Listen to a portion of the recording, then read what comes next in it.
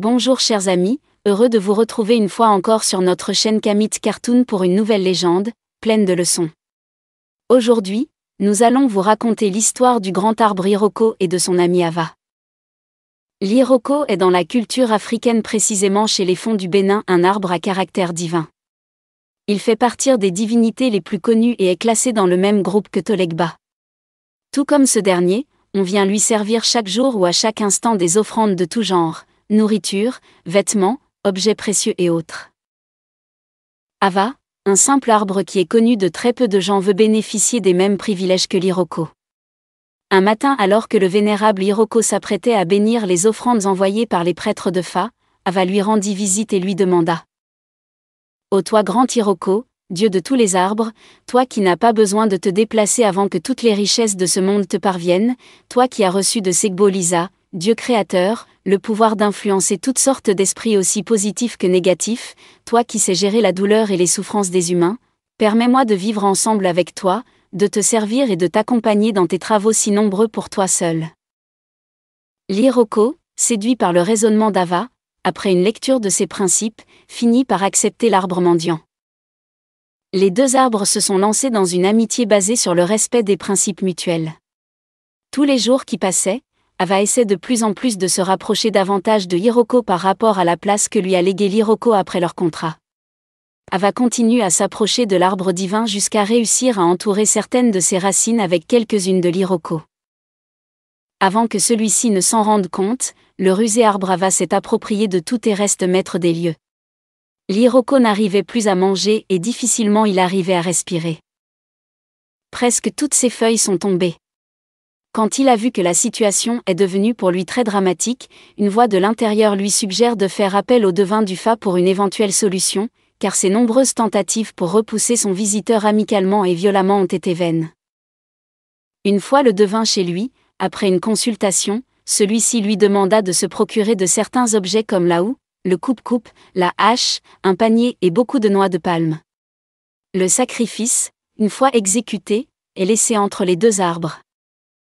Un rat géant, en quête de nourriture, tomba une nuit nez à nez avec le panier de noix de palme et commença à manger et à empocher une partie afin de pouvoir servir sa famille. Toutes les nuits, il venait manger quand il s'est dit qu'il vaut mieux faire sa maison entre les arbres accrochés au lieu de faire des distances inutiles. Ainsi, il peut appeler sa famille pour venir habiter le même endroit avec lui pour profiter non seulement des noix du panier, mais aussi des présents offerts aux arbres toutes les fois.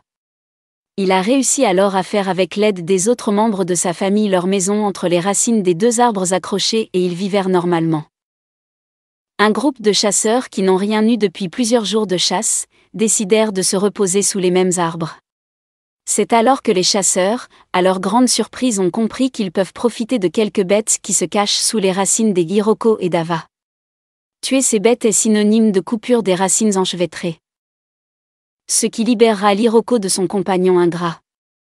Les chasseurs déprimés sont arrivés à leur fin en séparant les deux arbres tout en profitant des animaux cachés. Depuis ce jour, l'arbre Iroko a compris qu'il n'a plus le droit d'embaucher aucun arbre et surtout Ava. Quelques interrogations. Sacré Iroko, diriez-vous? La jalousie et la crise de confiance interviennent encore dans cette légende du premier signe du Fa. Elle ne date donc pas d'aujourd'hui. Quel crime l'Iroko a-t-il commis en acceptant la cohabitation avec Ava? Et comme un bienfait n'est jamais perdu, comme on se plaît de citer, il y a toujours une justice divine pour mettre de l'ordre dans la société. Leçon 1. Imaginez un peu la nature des deux amis. L'un est grand, vaste et volumineux. L'autre est pratiquement son contraire. Cherchant à devenir comme son ami Iroko, Ava extériorise sa mauvaise foi, manifestée par la jalousie, son envie. N'étant pas prédestiné à ce sort, il a usé de la ruse pour se substituer pratiquement à son ami afin de lui ravir la vedette. Il y serait parvenu s'il n'existe pas un sondeur nommé Fa. L'homme a besoin de s'orienter avant de poser un acte. L'Iroko l'a compris. Il a écouté la voix intérieure. Cette voix intérieure n'est rien d'autre que celle de Dieu à cause de sa bienfaisance, sa bonne foi et son humanisme. La satisfaction est immédiate. Leçon 2. Le Fa, l'œil incandescent, scintillant et la lumière divine. En l'écoutant, vous abordez la voie de la sagesse, d'éclairer et d'éclaireur. Dans les jours à venir, il serait difficile, voire impossible à El Hiroko de tomber dans le même piège que ce que lui a tendu son ami Ava. Confiez-vous à lui et vous avez ce que vous voulez. Le hasard n'existe pas. Pour couper la poire en deux, le Fa a imaginé une solution qui n'est pas dommageable pour l'Hiroko, le bienfaiteur. En faisant apporter des paniers de noix, il sait que les rats vont élire domicile sous ces arbres.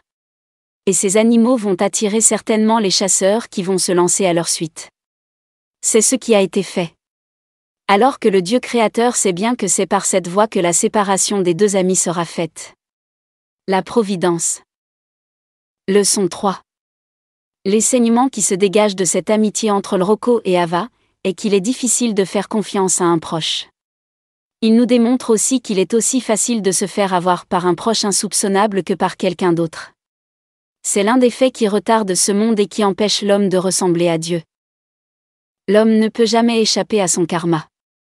Ce dernier fût-il lourd, léger ou aisé, nous devons le porter avec enthousiasme. Car ce que nous désignons dans le monde physique comme problème ou difficulté sont, en réalité des enseignements de la vie, une pause pour mieux avancer.